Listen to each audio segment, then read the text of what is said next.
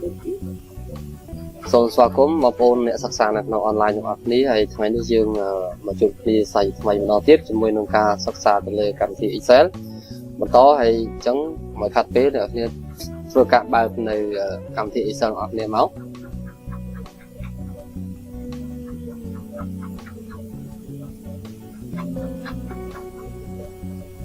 អូខេបន្ទាប់ពីយើងធ្វើការបើកវាបានថ្ងៃនេះគឺ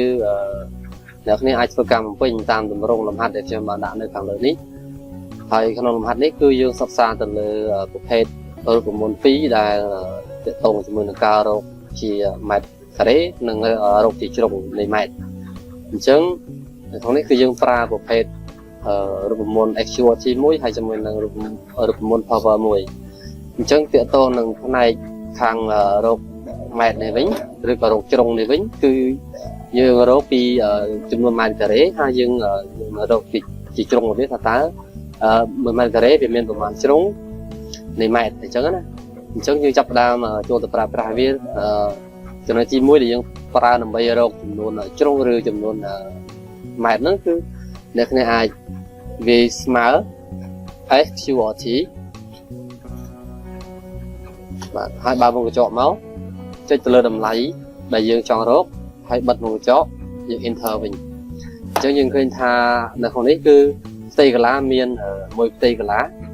ហើយជ្រុងរបស់វាក៏ឃើញថាមានមួយជ្រុងអញ្ចឹងយើងធ្វើការ out speed មួយខាងក្រោមមក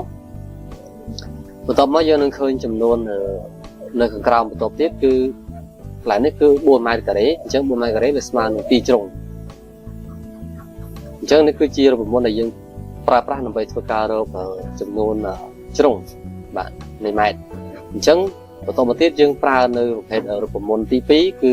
រូបមន្ត power ដែលយើងរកពីជ្រុង1ម៉ែត្រការ៉េវិញអញ្ចឹងថាតើក្នុងមួយជ្រុងនៃម៉ែត្រវាស្មើនឹងប៉ុន្មាននៃផ្ទៃកន្លះហ្នឹងអញ្ចឹងយើងបែរស្មើឲ្យ power បើកញ្ចក់មកចុចទៅលើចំនួននៃម៉ែត្ររបស់យើងឬក៏ចំនួននៃជ្រុងរបស់យើងហ្នឹងវាឲ្យ2អញ្ចឹងនេះគឺយើងរកជាផ្ទៃកន្លះរបស់ជ្រុងណាអញ្ចឹងយើងដើម្បីរកផ្ទៃកន្លះគឺយើងវាឲ្យ2អញ្ចឹងណាអូខេ enter មកយើងនឹងឃើញថា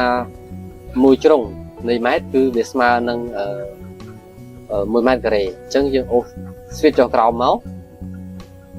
បន្ទាប់មកយើងនឹងឃើញថានៅក្នុង2ម៉ែត្រឬក៏2ជ្រុងនៃម៉ែត្រគឺយើងមានចំនួនផ្ទៃកន្លះគឺ4ផ្ទៃកន្លះណាឬហៅថា4ម៉ែត្រការ៉េ